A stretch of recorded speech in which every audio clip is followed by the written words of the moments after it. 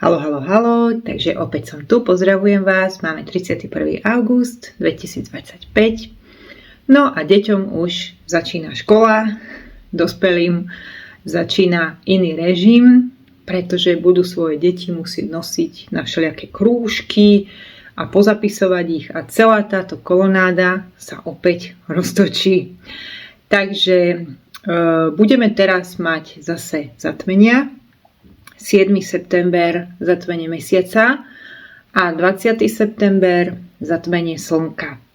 Zase čas medzi týmito dvomi obdobiami bude trošku silnejší a keď spomíname zatmenie mesiaca, tak musíme spomenúť aj Nakshatru Purva Bhadrapada, ktorá súvisí s čistením a s odstraňovaním negativity, toxicity a so zbavovaním sa nepotrebných vecí. Samozrejme, každému to nejak synchronuje inak v tej astrologickej mape. Niekto to má napríklad v dome rodiny, niekto to má na fyzickom ja, na fyzickom tele, ten mesačný tranzit. A podľa toho sa vlastne budú ľuďom diať tie ich témy.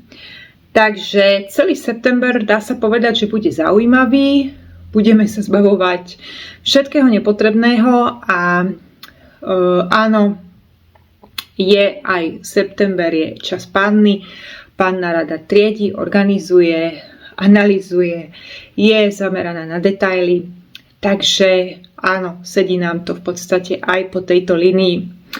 Takže taká malá pripomienka vlastne na toto obdobie.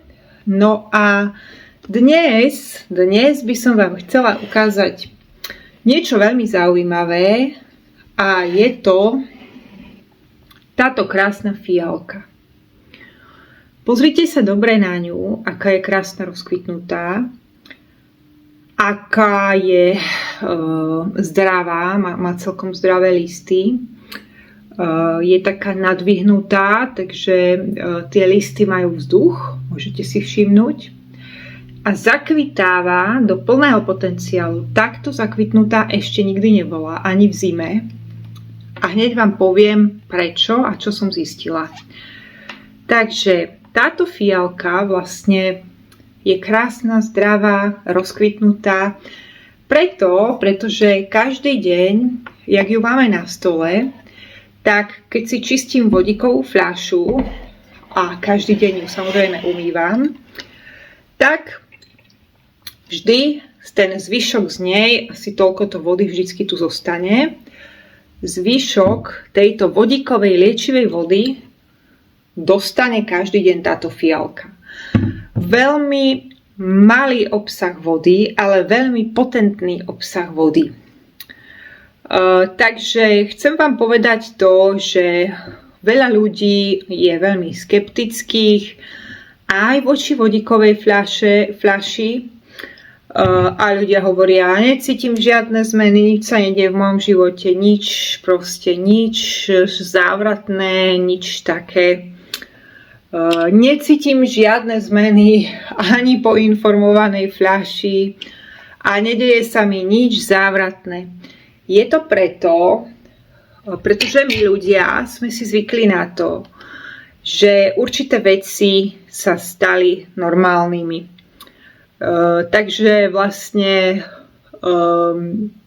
tie maličké zmeny, ktoré tam prichádzajú a ktoré kvetina vlastne absolútne hneď odhalí, môžete si všimnúť, aké ona má zdvihnuté tie lístky. Ona je pekná, proste naozaj je. Máme ju na jednom mieste, máme ju na stole a proste sprevádza nás každé ráno a je zakvitnutá do plného potenciálu. Tuto môžeme vidieť, že aj z vnútornej strany vlastne idú kvety, áno. Nielen vlastne z jednej strany, kde to vyzerá takto, ale aj z vnútornej strany dáva kvety. Takáto pekná ešte naozaj nebola.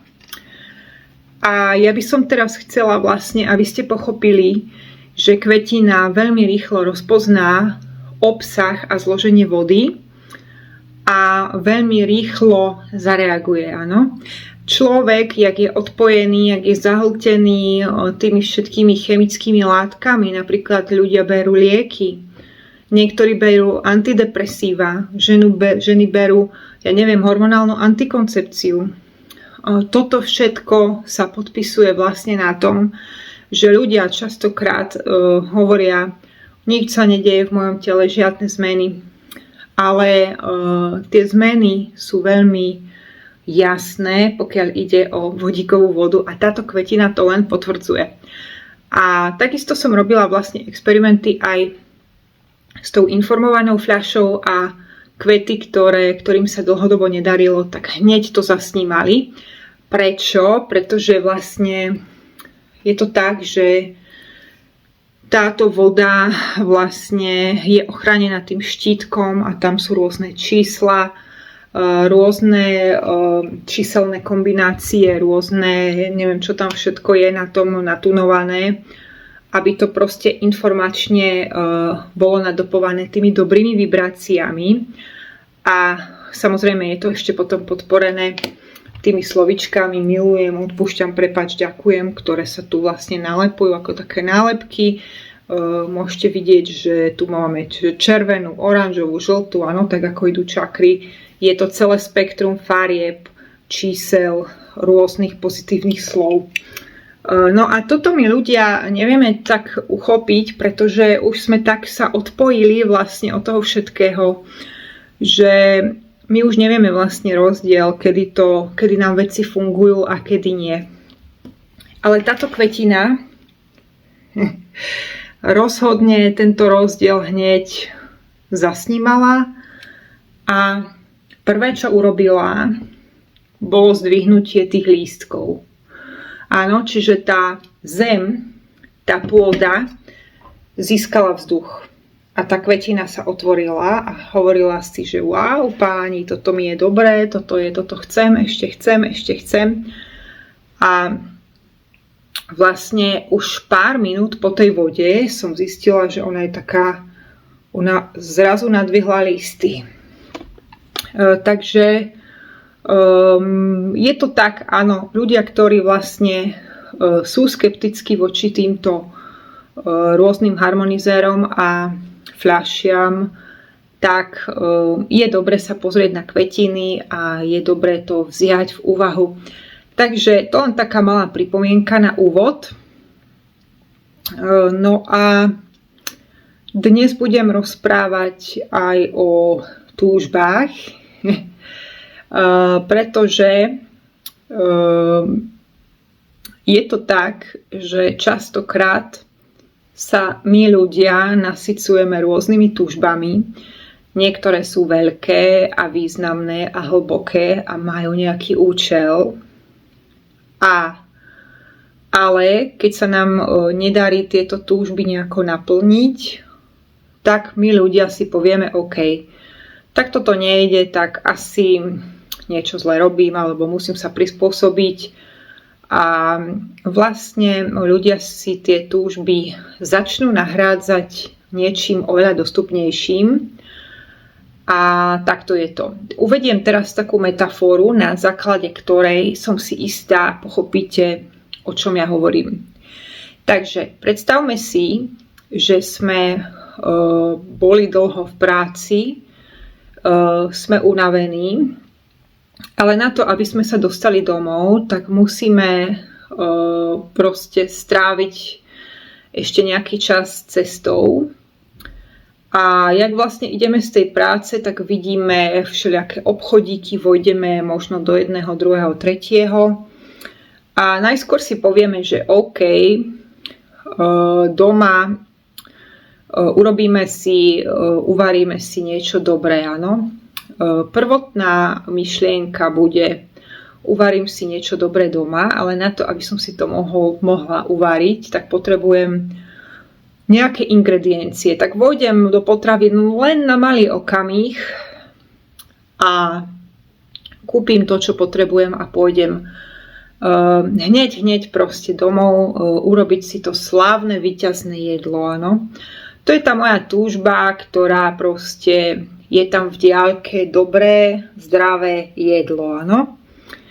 A teraz ale, jak vôjdem do tých potravín, tak toto nie je vôbec jednoduché, pretože tam číha množstvo nástrah.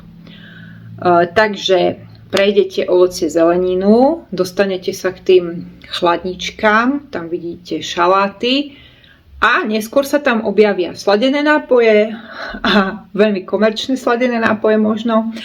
A potom sa tam objavia aj rôzne spracované potraviny, také rýchle minútky a potom sa tam objavia aj samozrejme bagety.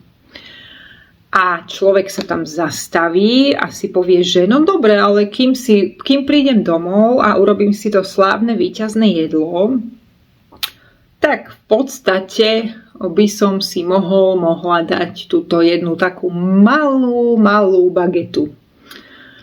Takže si vezmete bagetu z tej chladničky, nakoniec z tej malej bagety zdravšej možnosti poviete si, že ale však vlastne som veľmi hladná, nebudem šetriť na sebe, tak si zoberiete oveľa väčšiu bagetu ako zvyčajne.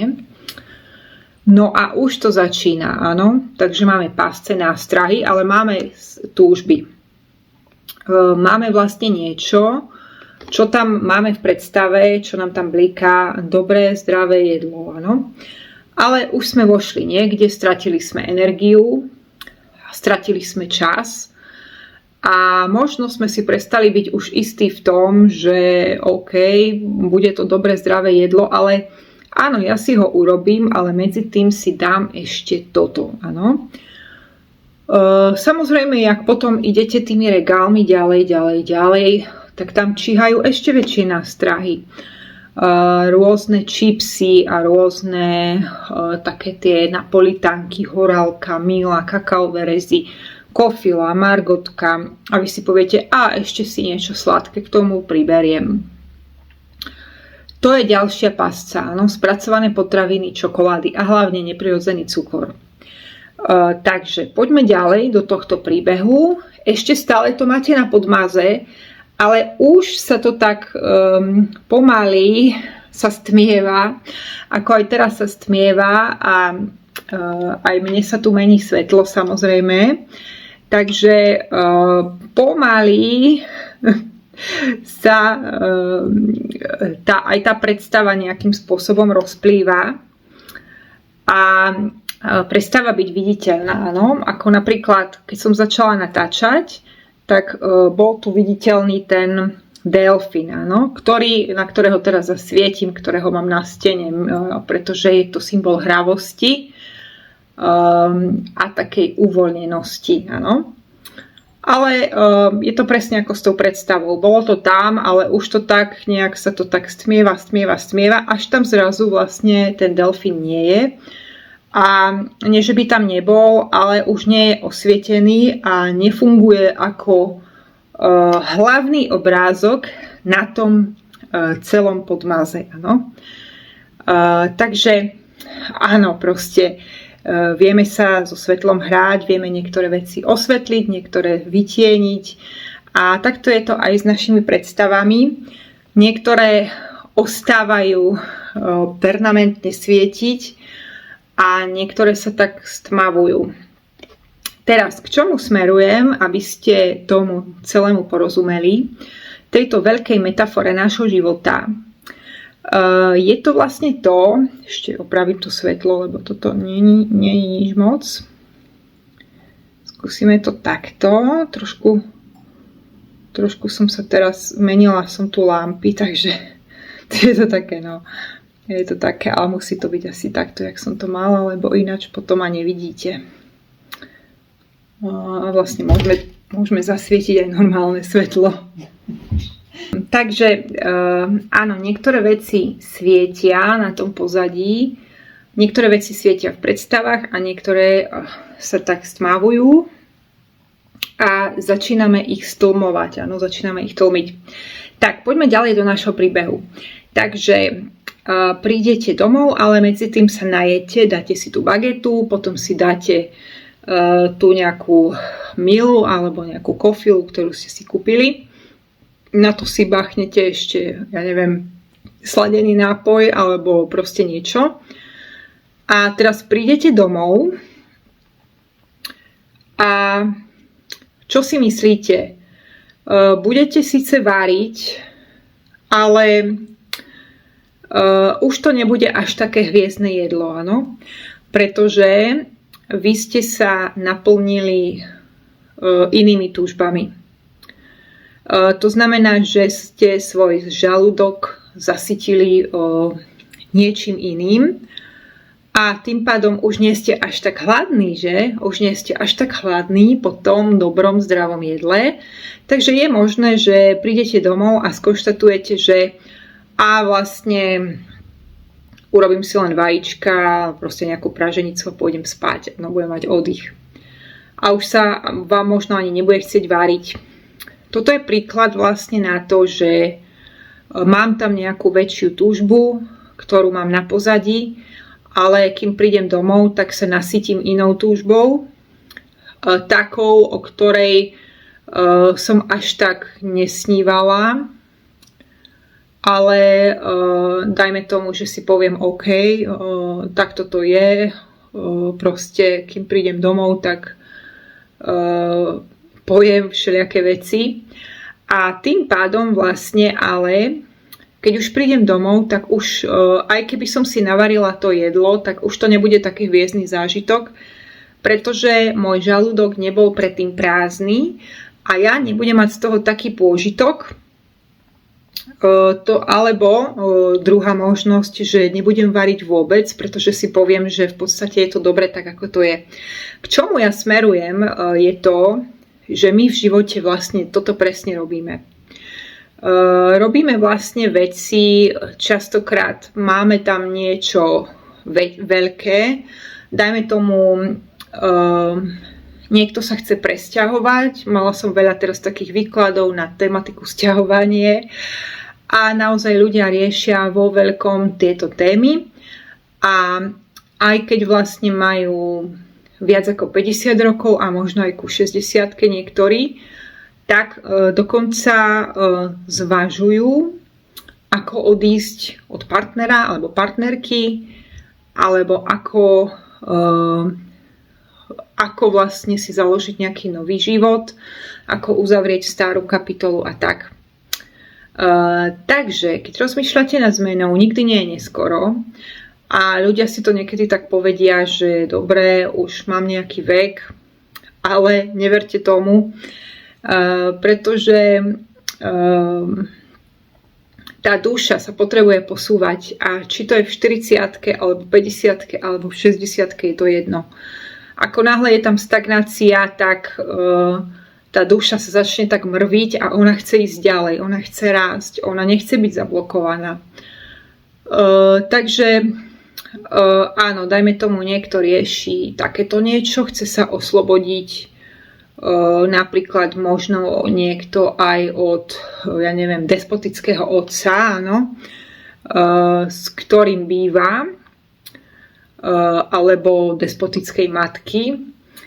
A teraz je otázka, že vlastne má tam tú túžbu, áno, je tam tá túžba, ktorá svieti, ale potom vlastne príde to, že ten človek vplyvom aj prostredia, aj okolia si povie, že OK, tak však nemám sa nejako najhoršie. Proste áno, je to tak, sme priemerom 5 ľudí, s ktorými sa stretávame. Je to špeciálne pre ženy dvojitá výzva, pretože ženy veľakrát chcú zapadať, nechcú vyčnievať, častokrát ich ovplyvňujú kamarátky, kolegyne, proste áno, je to tak, je to veľká výzva niekedy, hlavne keď má niekto taký kód, že potrebuje na všetko súhlas okolia, tak to je potom veľmi ťažké. Ale áno, sme priemerom 5 ľudí, s ktorými sa stretávame, o tom nie je pochyb. Takže dajme tomu, niekto chce urobiť tú zmenu, ale presvedčia tú osobu buď kamaráti, alebo kamarátky, alebo kolegyne, kolegovia, rodina a tak ďalej, áno. A teraz vlastne Medzi tým sa objaví niečo iné, príde nejaká iná túžba a ten človek si povie, dobre, tak skúsim aspoň toto. Skúsim aspoň ísť do tohto. Takže častokrát si ľudia zalepia tie svoje túžby, dajú tam tú náplasť, ako keby na to, a povedia si, dobre, keď nebude toto, keď sa neosamostatním, tak aspoň budem viesť nejaký život a proste dovolím si pre seba toto. Bude to nejaká záplata, no? No ale časom sa ukáže, že ani táto záplata vlastne neprináša nejakú radosť a ten človek vlastne zostane frustrovaný, pretože zistí, že sa vráti do bodu A. Je to hneď tá prvá túžba, ktorá sa objavila v minulosti, ale tým, že človek nemal vôľu ju aktivovať a nemal vôľu vlastne niečo v sebe aj okresať, pretože to je proces, a keď niekto chce zažiť nejaký prelom, tak áno, je to bolestivé. Musíme urobiť tú zmenu a bohužiaľ v tej zmene sme veľakrát sami. Ja keď som odchádzala zo školstva, tak som na to tiež bola sama a ako keby pamätám si, ako som zvešovala obrázky, ktoré som mala v triede, a potom vlastne som to ako keby si dala do igelitky a keď som išla domov, tak niektorí ľudia sa ma veľmi provokačne pýtali, že prečo nosím toľko tašiek a tak.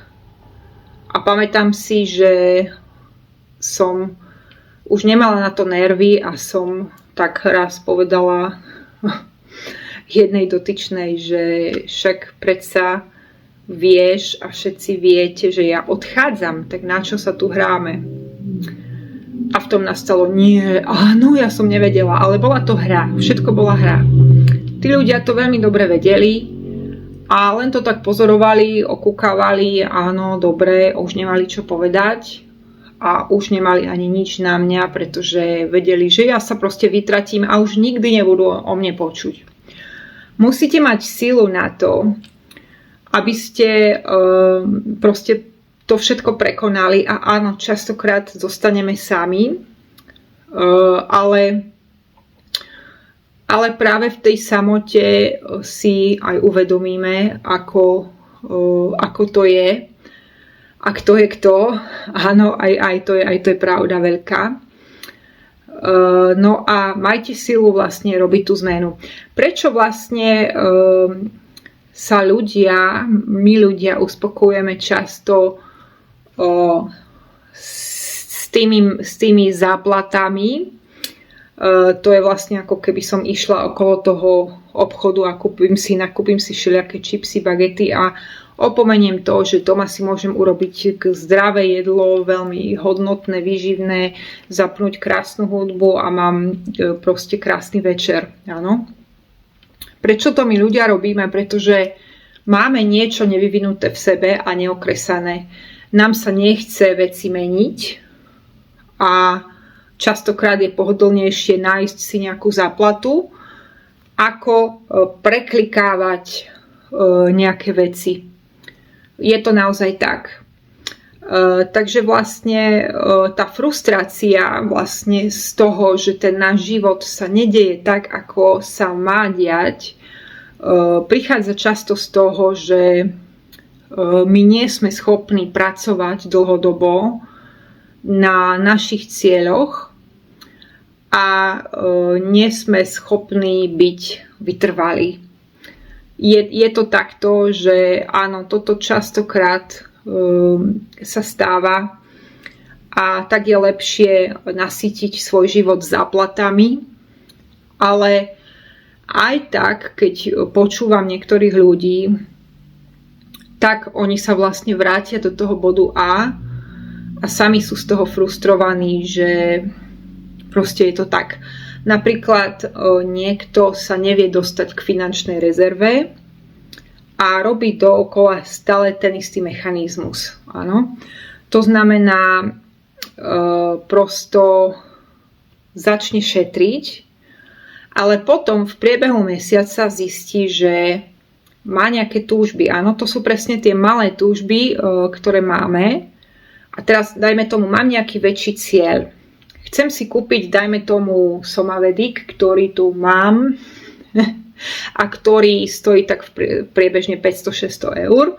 Neviem, ako sa to teraz pohybuje, ale v minulosti to bola takáto cena. A teraz na to, aby som ja sa dostala k tomuto prístroju, áno, keď nemám v hotovosti toľko peňazí, tak musím myslieť na to, že mesiac po mesiaci si to tak nejak vypočítam, niečo si odložím a dajme tomu po 4, 5, 6 mesiacoch sa tam nájde určitá suma aj na tento harmonizér, áno. Ale môže sa stať, že v priebehu 2. mesiaca, áno, všetko ide hladko, ale v priebehu 2. mesiaca ja sama seba vnútorne presvedčím, že žiadny Somavedik nepotrebujem, že je to aj tak vymyslené, je to iba svetielko, je to iba lampa, ktorá svieti, vôbec to neharmonizuje. Áno, navymýšľam si všetky možné dôvody, aby som to nemusela kúpiť a aby som nemusela nič robiť hlavne a aby som nemusela meniť môj algoritmus správania, čo sa týka financií. Takže my ľudia, áno, sme takíto.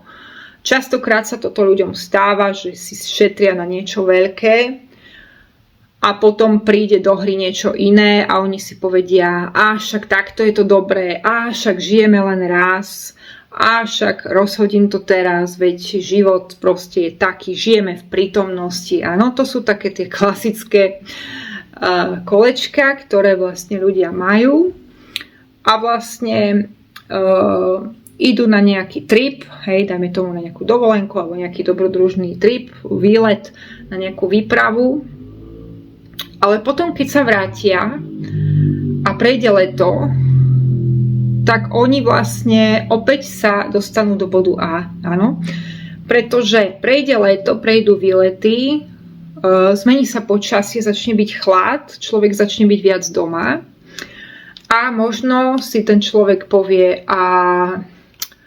že toto by som potreboval by som niečo na zharmonizovanie priestoru, že už som to mohla mať, áno. Už si bol na dosah, už si bola na dosah. Ale nasýtila si sa menšími túžbami, ktoré ti zalepili tú tvoju väčšiu túžbu a niečo veľké, áno. Takže áno, je to tak aj s financiami, je to tak aj keď sa chcem od niekoho oslobodiť a presťahovať, tak áno, musím tiež niečo vyvinúť, áno, musím sa obzerať po nejakých bytoch, urobiť si prieskum, začať rozmýšľať, čo áno, čo nie, keď chce niekto predať byt, zase musí si to nejako naplánovať, áno, to nie sú také zmeny, že idem do toho hneď a kúpim a predám a musím to nejako naplánovať, že tuto to predám a potom čo s tými vecami, jak to zmanéžujem, ako to zorganizujem. A zase možno sama seba presvedčím, že vlastne je to dobré tak, jak to je, proste nemusíme nikam sa hýbať, nemusím nič robiť, aj tak by to bolo komplikované a proste nasytím sa zase nejakými záplatami, ktoré mi napadnú v priebehu tej cesty, áno. Takže tie peniaze použijem na niečo iné, alebo proste idem nejakým iným smerom a tam zaplatávam. No ale potom zase po určitom čase všetko sa obráti, zase človek prejde celé to kolečko a povie si, Ježiš, vtedy som to mohla urobiť. Toto nie sú ľahké veci, pretože ani predaj domu nie je ľahká vec a ani celkovo sťahovanie nie je ľahká vec, pretože vy musíte vytriediť si všetky veci, niektoré vyhodiť a to je proste proces. A áno, nie sú toto ľahké veci, ale máte tam v pozadí tú veľkú túžbu, že vy sa pohybujete ďalej, budete v niečom krajšom, budete mať to, čo ste chceli, bude to iná skúsenosť, vás to posunie ako človeka, spraví to z vás nejakú inú osobnosť, pretože áno, prostredie nás ovplyvňuje. Čiže platí to tak vo všetkom. Keď sa ľudia chcú oslobodiť, dajme tomu od niekoho toxického, čiže je to otec, matka alebo partner, partnerka, tak zase proste možno prejde týmto kolečkom, áno. A možno, že na čas sa aj niekde odsťahuje ten človek a potom sa vráti naspäť, pretože možno okolie ho presvedčí, že pre Boha čo robíš, však toto aj tak nebolo nejaké víťazstvo. No a vlastne áno, zase treba len vyvinúť vôľu, niečo zmeniť v tom algoritme a vybudovať si samostatnosť a začať sa spoliehať sám na seba. Áno, to je tá skutočná zodpovednosť. Hľadať to v sebe a zmeniť ten vzorec. Pretože ľudia, ktorí sú na niekom závislí, tak áno, aj to je nejaký vzorec. A častokrát vlastne v tých vzťahoch ide o nejakú dohodu. Niekedy sú to peniaze, áno. Prosto niekedy sú to iné výhody. Ľudia žijú veľmi usporiadane navonok, ale riešia iba organizáciu života. To znamená, manžel odnáša deti, manželka nakupuje, potom sa niekde stretnú v tej kuchyni, varia, ale nemajú žiaden už hlbší vzťah. Nie je tam takéto hlboké prepojenie. A možno časom jeden z tých partnerov by to aj chcel zmeniť, ale zase čo sa stane, nasytí možno svoju dušu nejakou záplatou, áno, ktorú mu ponúkne okolie. Väčšinou u žien pracujú tie kamarátky a takisto samozrejme aj muži majú svoje nejaké kontakty a svoje siete podľa toho, aký má ten muž kód, či je to pustovnícky typ, alebo je to typ, ktorý proste všetko zdieľa a spája ľudí dokopy. Je to rôzne. Samozrejme aj muži vedia byť veľmi klebetní a aj muži vedia byť veľmi závislí od niekoho. Áno, je to tak. Nie je to len o ženách. Je to celkovo taký vzorec toho správania. Takže musíme sa pozrieť hlavne na ten vzorec, čo vlastne nás nutí ostať v takej toxicite. A zase samozrejme treba niečo vyvinúť a treba samozrejme risknúť. To je potrebné povedať. Na to, aby sme sa dostali niekedy k tej hĺbšej túžbe, niekedy áno, niekedy hrá rolu vytrvalosť, ako pri tých financiách, že proste mám tú túžbu a odkladám na niečo. Dajme tomu, chcem si kúpiť, ja neviem, veľký vzdelávací kurz, ktorý stojí, ja neviem, 2000 eur, a potom na to nadväzuje ešte niečo iné, ale viem, že proste by mi to zmenilo život, pretože dajme tomu by takto mohli ľudia niečo iné robiť, investovať do vzdelávania a niečo iné robiť. Ale častokrát vám ľudia povedia, ja nemám 2000 eur na to, aby som išiel tam a tam, tak pracuj na tom, aby si mala tých 2000 eur. To je presne o tom. Čiže teraz som sa stratila. Áno, ide niekedy o vytrvalosť, ale ako pri tých financiách. A niekedy naopak ide o tú schopnosť risknúť to. Pustiť tie strachy a risknúť to. Nemusí to byť nejaké, môže sa to odvíjať malými krôčkami, ale ide o risk, áno. To znamená, že začnem rozmýšľať, že to púšťam, že ja to naozaj predám, tú nehnuteľnosť, a budem sa dostávať k tej svojej túžbe. Takže to je ten opačný prípad, kedy ja to púšťam a riskujem, áno. Pri tých financiách to ide otesať niečo zmeniť a naopak dostávať sa k nejakej disciplíne. Takže čo musím urobiť preto, to je pre vás otázka, čo musíte urobiť preto, aby tá veľká túžba vaša sa naplnila? Aký krok musíte urobiť? Pretože bez tých krokov to nepôjde. A častokrát, keď ľudia vlastne aj vedia, čo musia urobiť, tak vlastne nechce sa im do toho ísť, pretože áno, ide to niekedy aj cez bolesť a cez taký diskomfort. Takže prekonanie toho, že idem do niečoho nového. Áno, niekedy je to strach z neznámeho, ktorý ma tam blokuje a proste je to tak. Takže ja napríklad, keď som riešila zuby, tak nikto mi na Slovensku nevedel urobiť implantáty, práve preto, že mám predkus a keď mi vytrhli tie zuby, tak ono sa mi to zase inak posunulo, samozrejme. No a potom, jak sa mi to inak posunulo, tak všetci do jedného zubári mi tvrdili, že to musí byť rovné na to, aby tie implantáty tam išli, to musí byť rovné, to musí byť symetrický chrúb. Ale ja som nikdy symetrický chrúb nemala, pretože som sa narodila s predkusom. Takže prosto nikto mi to nevedel v tom pomôcť. A jedného dňa, keď som bola už veľmi frustrovaná, bola to noc a bol to spln, to si pamätám, strašne ma bolela celá papuľa vyslovene. Bola som zúfalá, ponatierala som si klinčekovým olejom všetko, aj proste túto spánky, proste mala som nejaký zápal trojkolného nervu, zle vyčistené aj zubné kanáliky, ktoré úplne mi dovrzali na Slovensku. No a v tom čase sa vlastne zrodil nápad, že to vyskúšam niekde inde. A čuduj sa svete, nejak som natrafila proste na Maďarov v tú noc.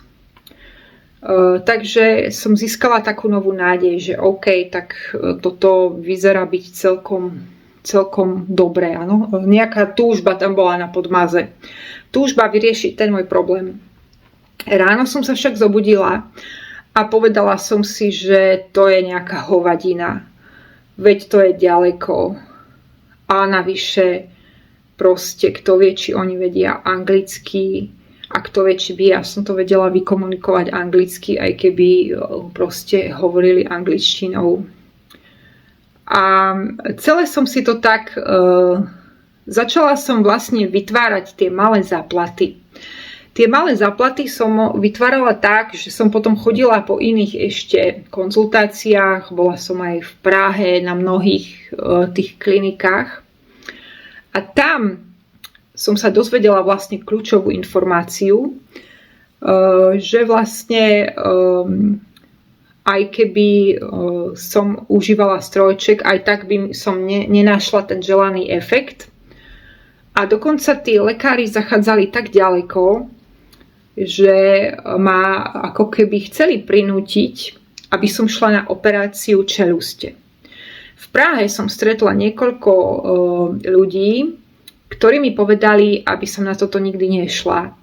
Že proste jednak je to strašný zákrok a hovorili mi to aj zubári. Proste, že toto absolútne.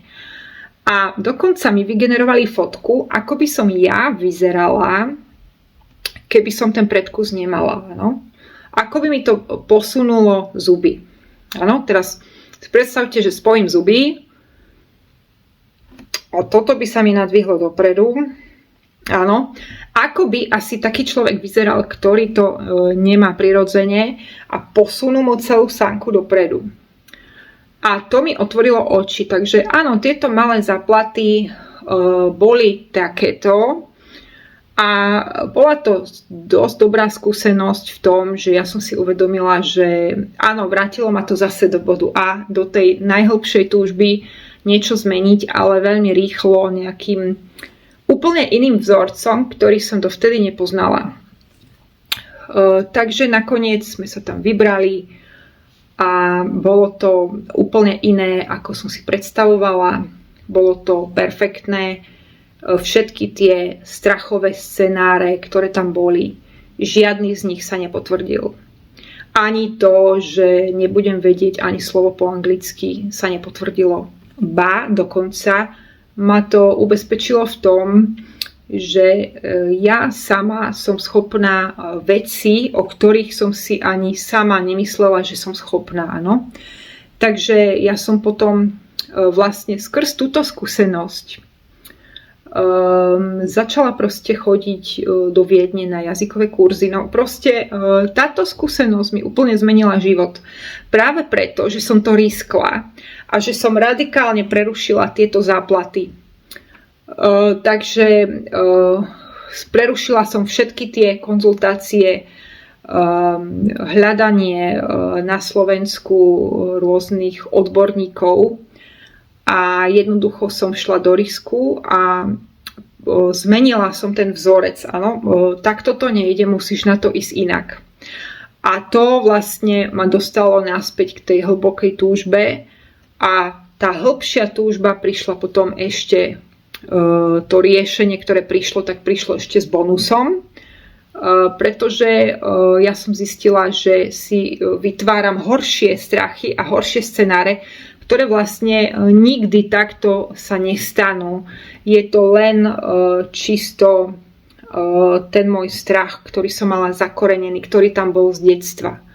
Pretože vlastne keď som bola malá, tak sme boli na školskej prehliadke a ja som bola strašne vydesená, vôbec som tam nechcela ísť.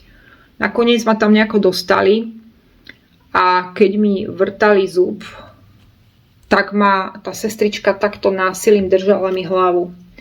Tento zážitok tohto násilia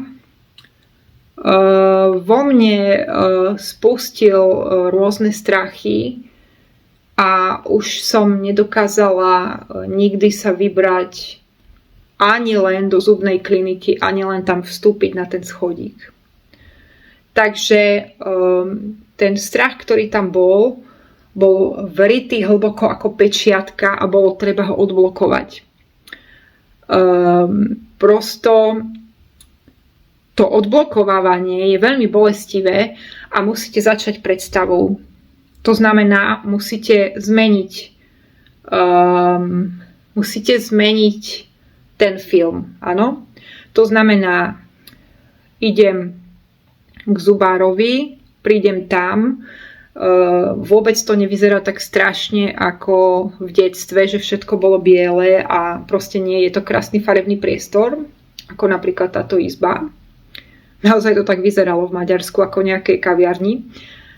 A začne meniť tú predstavu. Ja tam prídem, všetko dobre prebehne, zaberie mi proste tá injekcia, nič necítim, som v tých dobrých predstavách.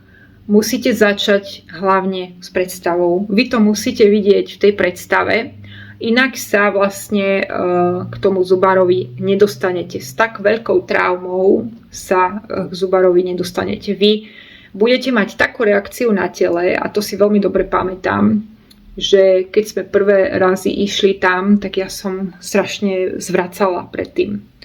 Mne bolo zlé proste, ja som mala hnačky, ja som zvracala, to telo bolo úplne takéto. Proste cítila som odpor, áno. Nechcem to robiť, nechcem tam ísť. Ale vedela som, že už je ten čas. To bolo ešte pred koronavírusovou. A vedela som, že musím nejako deaktivovať tú vrytú pečiatku, ktorú tam mám. Tie strachy, že proste to nedopadne dobre a že tam bude nejaké násilie. Takže som veľa pracovala s predstavou. A samozrejme, tá skúsenosť sa potom prepisovala tým, že som tam išla napriek tým traumám. A že to začalo byť v pohode a že som bola taká ukľudnená, OK, tak tu je to dobré, bude to dobré.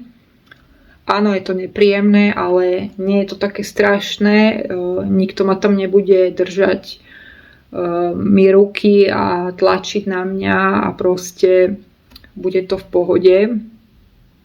A toto je veľmi dôležité.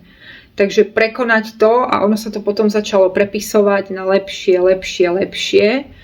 To telo si tak vydýchlo. Prečo vám to hovorím? Pretože veľa ľudí má strachy zo zmeny. Nech už ide o zmenu zamestnania, nech už ide o presťahovanie sa, nech už ide o akúkoľvek zmenu, tak ľudia majú tam možno aj nejakú zlú skúsenosť. Dajme tomu, niekto už skúšal takúto zmenu a presťahoval sa, ale potom mu to možno neprineslo to, čo chcela, tak za nejaký týždeň to vyhodnotil, že toto asi nebude. Zase vytrvalosť, áno. Pri niektorých túžbách na to, aby sa stali skutočnosťou, chce to vytrvalosť. Keď nie sme dostatočne vytrvali v tom, že robíme nejaké veci a preskakujeme tie strachy, ale robíme ich opakovane. Áno, ja som chodila k tomu zubárovi opakovane každý týždeň. Ono sa to postupne prepisovalo, ale ono to šlo takto po milimetroch. Áno. Lepšie. A jedného dňa už som tam sedela s veľkým úsmevom, dala som si predtým čaj a už vôbec to nebolo ani o zvracaní, ani o bolesti brucha, ani o hnačkovaní. Proste jednoducho už to telo nemalo odpor, pretože vedelo, že v podstate nič zle sa mu nestane, že musí chvíľku vydržať. A áno, niekedy robíme unáhlené závery. Niekedy tá vytrvalosť je na mieste a vlastne aj ľudia, ktorí sa presťahujú do cudzích krajín, do zahraničia, tak tiež musia vytrvať a nemôžu sa vrátiť po mesiaci a si povedať, že toto je ťažké. Áno, je to ťažké si v inej krajine, kde platia iné zákony, je to iná kultúra. A zase musí tam byť vytrvalosť. Na úvod je tam veľký risk, ale potom tam musí byť aj vytrvalosť a vlastne to je to preformátovanie, pretože nemôžeme pred všetkým utekať. Áno? Takže prečo vám to hovorím? Aby ste vstúpili vlastne do tých svojich hlbokých túžob a prestali sa nasycovať túžbami, ktoré sú také záplaty iba. A to sú presne tie frustrácie, pretože nás to vráti do bodu A. A ten vnútorný hlas povie, no ale si zase na začiatku a toto si presne chcela, tak prečo si to neurobila predtým? No preto, že tam je strach a je tam aj strach zo zlyhania, že dajme tomu niekto vyskúša nejaké zmeny a nie celkom to je ľahké v tom úvode, tak sa vráti naspäť. Ale práve to, že nie je to celkom ľahké, tak to formuje tú osobnosť a okresáva tie naše miestečka a tie naše tiene.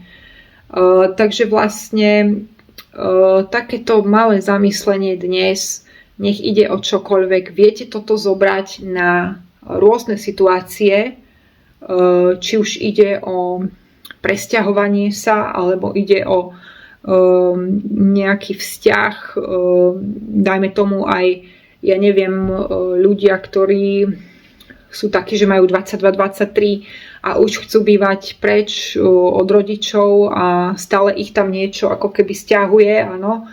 Možno, že ten rodič im platí všetko, bývanie, telefón a je to veľmi pohodlné, áno. Tak čo musím vyvinúť? Samozrejme samostatnosť a musím začať riskovať v živote a začať sa spoliehať viac na seba. A musím prijať to, že áno, aj toto je nejaká závislosť, áno. Je to, niekto vytvára závislosť tým, že mu niečo stále dáva. Ale to je vlastne taký ochranársky inštinkt, taký ochranársky mod. Ono je to skryté, ale za tým je pocit kontroly. Áno, za tým je pocit kontroly, pretože máme tyran, agresor, obeť, tak ten tyran veľmi dobre vie, čo na tú obeť funguje, áno. A kam by si išiel? Však my ti dáme toto, buď tu s nami spolu, konzervujeme proste, ale to dieťa sa tiež potrebuje vyvíjať a proste jednoducho každý má nejakú inú cestu. Takže vlastne áno, je tam hĺbšia túžba mať svoj priestor, mať pokoj, ale samozrejme má to svoje ale. Čo musím urobiť? No musím prestať závislá a prijať to, že OK, niektoré veci budú náročnejšie, ale prinesú bonus. Áno, prinesú tú hĺbšiu túžbu, pretože inak dôjde k stagnácii. Inak sa tá duša neposunie. Takže asi takto by som to povedala. Čiže ten môj príklad so zubami je pekný v tom, že vlastne tam som vám vysvetlila aj, že niekedy nás formujú aj traumatické skúsenosti a ak je tam zlá pečiatka nejaká, tak musíme veľmi jemne s tým pracovať a musíme začať predstavou. Takže keď chcem odísť od niekoho toxického, tak musím to začať robiť v predstave, že sa mi to podarí a že mám tú silu to urobiť, ale samozrejme bude to niečo obnášať, áno. Takže čo musím urobiť preto a čo sa musí vo mne zmeniť a čo musím zdokonaliť v sebe. Tam musí byť aj taká túžba vlastne rásť. Bez toho to nejde. Pretože takto sa ľudia uspokoja vlastne s tým svojim životom, ale aj takýchto stále vracia do bodu A. Takže niekedy ľudia hovoria, stále nemám peniaze.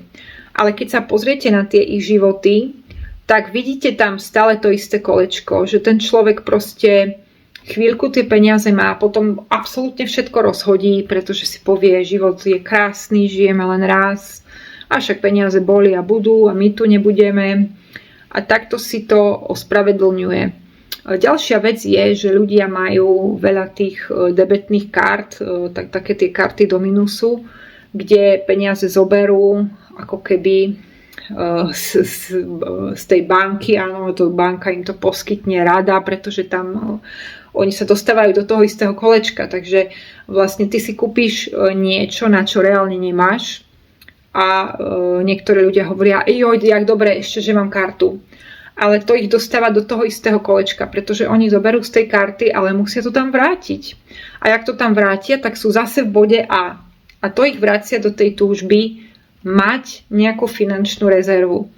Ak toto nepochopíme, vlastne kde to je ten vzorec a v čom to spočíva a čo musíme vyvinúť, tak stále vlastne sme v tom istom.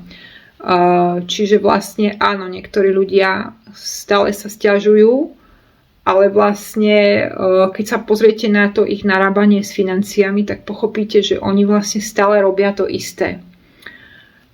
Takže áno, je to tak, tam musí byť chcieť sa zdokonaľovať a chcieť rásť, proste nemôžeš robiť to isté a očakávať zmenu.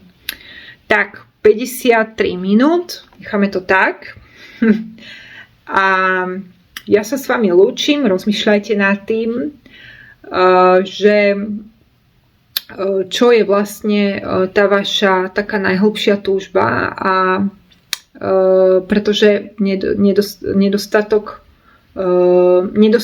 ako taký, teraz sa vrátim k tým financiám, tiež vlastne to môže vyplynúť z tej pečiatky možno rodinnej. No a áno, proste niektoré tie pečiatky sú vrité veľmi hlboko, ale dá sa s nimi pracovať. Takže čo je tá vaša túžba, hlboká túžba a čo musíte na to urobiť, aby ste to preformátovali, aby ste sa k tomu dostali a hlavne, aby ste nepodľahli tým páscám, ako som hovorila, že máte to dobré jedlo, máte to tam na podmaze, ale vy sa nasytíte bagetami a čipsami a vlastne potom už ani nie ste hladní, ale zase na druhý deň možno vás to vráti opäť do bodu A. Alebo ešte večer vás to vráti do bodu A, pretože vám z toho jedla nebude dobre. A ani z týchto záplat, ktoré urobíte, že si to zaplatáte, tú veľkú túžbu niekoľkými malými, tak ani to vlastne z toho presne vznikajú tie frustrácie. Takže ja sa s vami rozlúčim, keby ste chceli výklad s takým hlbším nejakým porozumením vášho kódu, tak určite mi napíšte. Ja rada idem do hĺbky a u mňa to nikdy nie je iba o tarote, pretože si myslím, že na to, aby ste pochopili odpoveď na tú svoju otázku, tak musíte zistiť aj, aké sú vaše nastavenia. Takže áno, ľudia neradi to počujú, hľadajú skratky, chcú odpoveď na nejakú otázku, rýchlo, daj mi to.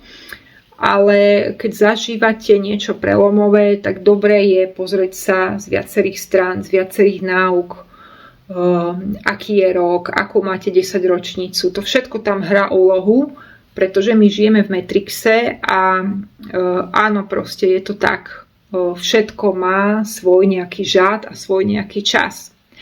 Takže majte sa krásne a bye bye.